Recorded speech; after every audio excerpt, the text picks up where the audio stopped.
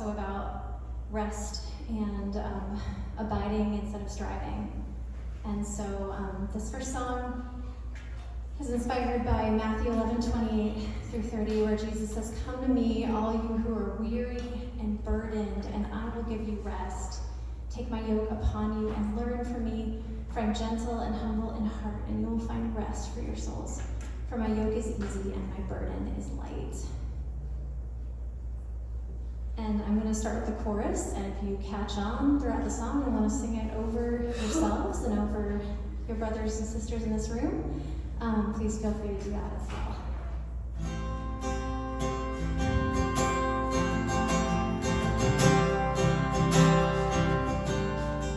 Come to me, and I will give you rest, give you rest. Come to me, and I will give you rest, give you rest.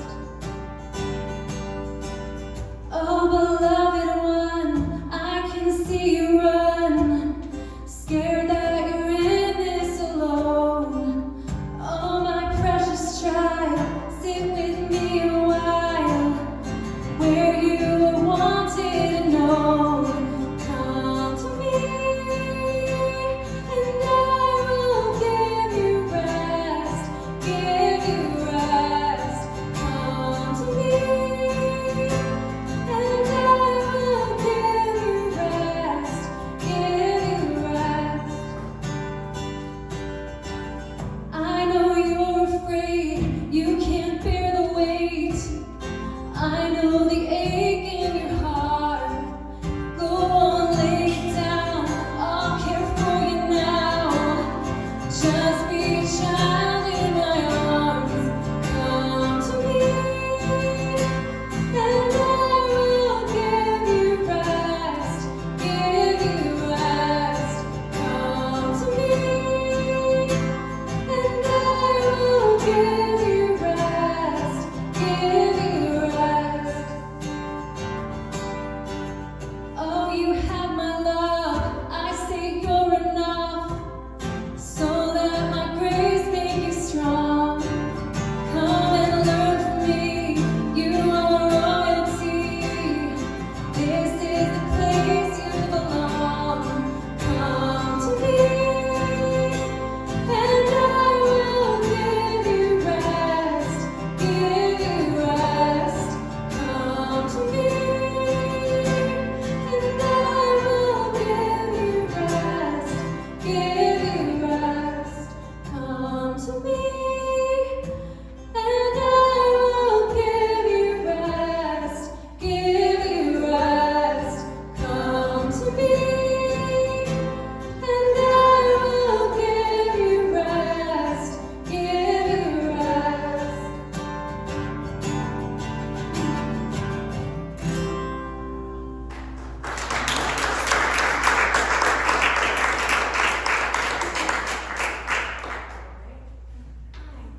Grab some water.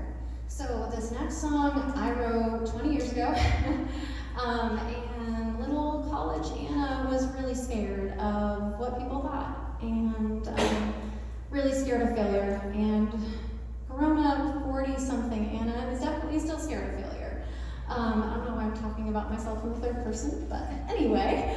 So this song, as I sing it, my hope is that if there are lines that just really, you're like, whoa, I still believe this, that it would be a chance to offer that to the Lord and say, wow, like I am believing lies about myself. I am beloved, and yet I feel like I'm defined only by how perfect I can live this life. And one of my life verses, I feel like it's God's sovereignty that my name means grace, is 2 Corinthians 12:9, where Paul is talking about whatever his thorn was and begging Jesus to remove this struggle. And Jesus says, my grace is sufficient for you. My power is made perfect in weakness.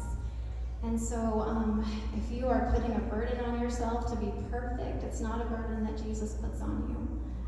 And in fact, as we look forward to Good Friday, and tonight is Maundy Thursday, when he washed his disciples' feet, He met them in their mess and brokenness, and he didn't turn away. And so that's his posture toward everyone here too.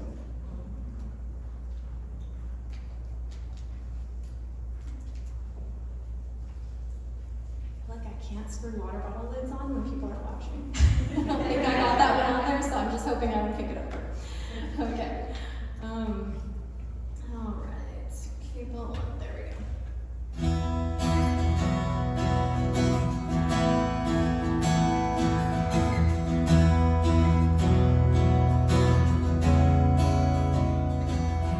The only thing I'm good at is failure. I can't seem to get anything right. Falling even farther out of favor. It's killing me just trying to survive.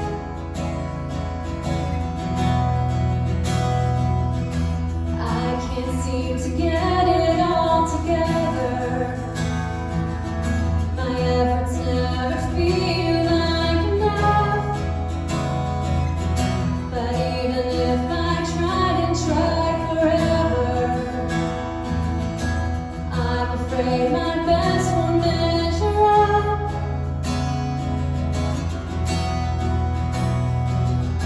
And every time I fall, it hurts a little more.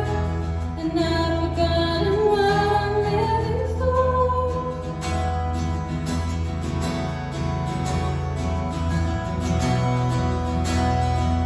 Your grace is sufficient for all my weakness. Your power is greater than all my failure. You're not disappointed with my imperfections, 'cause I was created to need you. 'Cause I was created to need you. I let myself take on so many burdens. You call me now, I lay them at your feet. I'm ashamed I can't ever be perfect. You tell me that I never had to be.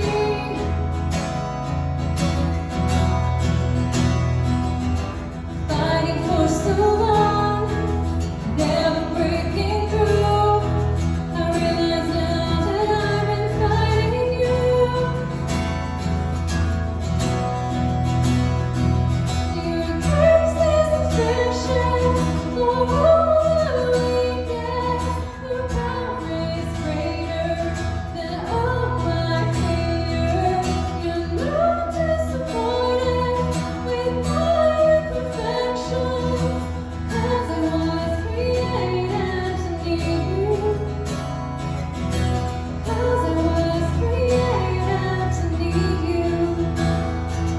I need you. I need you.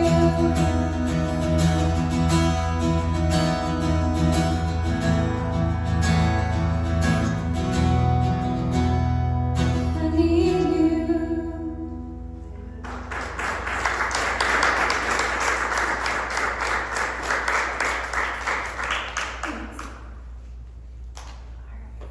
I guess it doesn't matter if I got the little screen on, so I'm gonna drink more of this. I always feel like I'm doing water bottle ASMR whenever I'm performing and drinking out of a water bottle, and I'm like, oh gosh, it's like crinkling too much. Anyway, random things that happen inside of my head. I feel like I'm the Jim Gaffigan of musicians, just, this is what they must be thinking right now. That is a habit I'm trying not to do anymore, which is to worry what people think and to try to imagine what they are thinking while I'm playing, while I'm having a conversation with them. Does anyone else do this? Or you rehearse the conversation afterward to see if you were normal enough, because like, oh gosh, I feel like I'm a weirdo, like I am so good at making it awkward. That is why there's a llama on my guitar case, because they are both awkward and majestic. They're just both. They're like so happy that they're llamas. They're just chill with it. Like, I'm super awkward and I'm awesome. So that is what I endeavor to do in my life, is just be like, yeah, I can be awkward sometimes, but you know what? Jesus thinks I'm pretty great. So Jesus thinks you all are pretty great. So if you're hard on yourself, you're in good company with me, and our Lord delights in us. So this is another song that is from his heart to us as his people. And I co-wrote this with my dear friend Julie Marie. I've never met her in person, but I met her at songwriter workshops.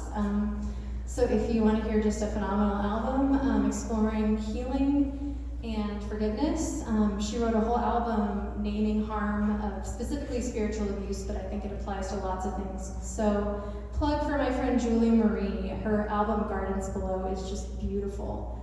So anyway, one of the pitfalls of doing co-writes is that you get to co-opt the person's strengths that you're writing with, but that means it stretches you when you try to play the song you wrote together, because you were like, shoot, she is better at plucking chords than I am, and I am not good at finding the right bass note. So I'm going to share that at the top so that then I can just be like, I'm going to play this the best I can and hope, believe that God is going to use it. So anyway, this is why I only picked 5 songs, not 6, because I knew when I get nervous, I ramble. So here we go. Here we are. Okay.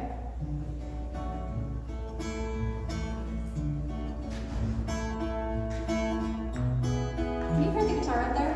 Yeah. Okay, good. Hey, little one, you're trying so hard to prove you're enough. Hey, little one, your shoulders weren't meant to carry so much. You already measure up. Lay yourself down. Let the weight of the world fall away. Breathe in and out. And be still, because love's here to stay. Find rest in the strength of your Father. Like a tree by the water.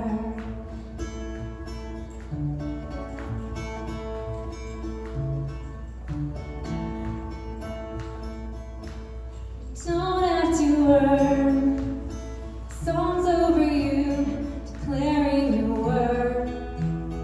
You are secure. Put down your roots in the soil of his word. All his promises are sure. Lay yourself down. Let the weight of the world fall away. Breathe in and out. And be still, because love's here to stay. Find rest in the strength of your Father. Like a tree by the water. You might feel small in the cold of the night. Storms come on strong, and there's nowhere to hide. It's hard to stand tall, harder to find joy.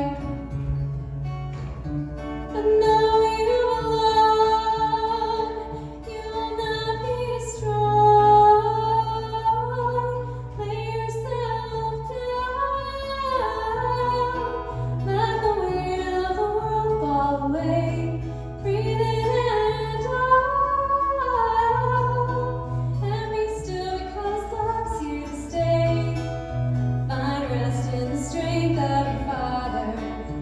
Find rest in the peace that he offers. Like a tree by the water.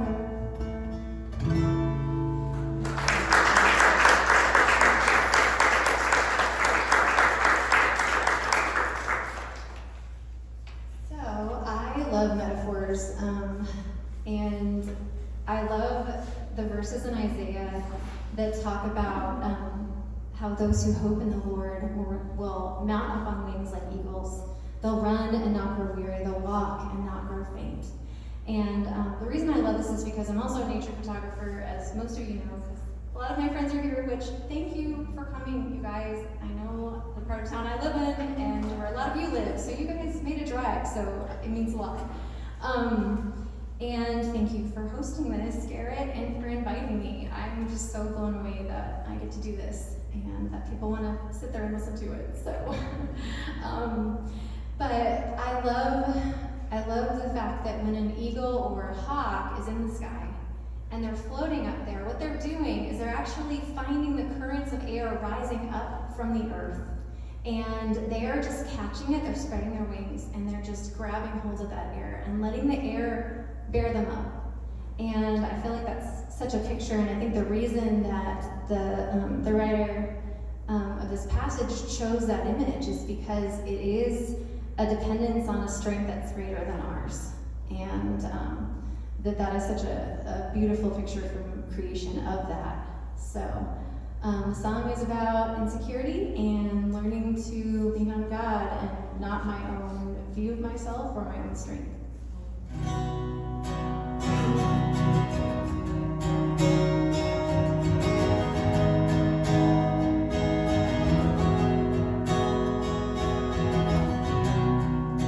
Do I have the words to say? Will I just get in the way again? Am I even good enough? 'Cause I'm not measuring up to them. 'Cause my little insecurities, they try to be my whole identity. But I will learn to fly, and I will rise on eagle's wings. Your song will make me strong. I'll sing along, my king, rise on eagle's wings. Help me when I'm feeling small and there's no strength left at all to try. When I would rather run away, give me courage to stay and fight. 'Cause my little insecurities, they try to be my whole identity. But I will learn to fly, and I will rise on eagle's wings. Your song will make me strong. I'll sing along, my king, rise on eagle's wings. And it's not my strength that carries me, it's by your grace alone. Your spirit like the air I breathe, the wind that makes me fly. But I will learn to fly, and I will rise on eagle's wings. Your song will make me strong. I'll sing along, rise on eagle's wings.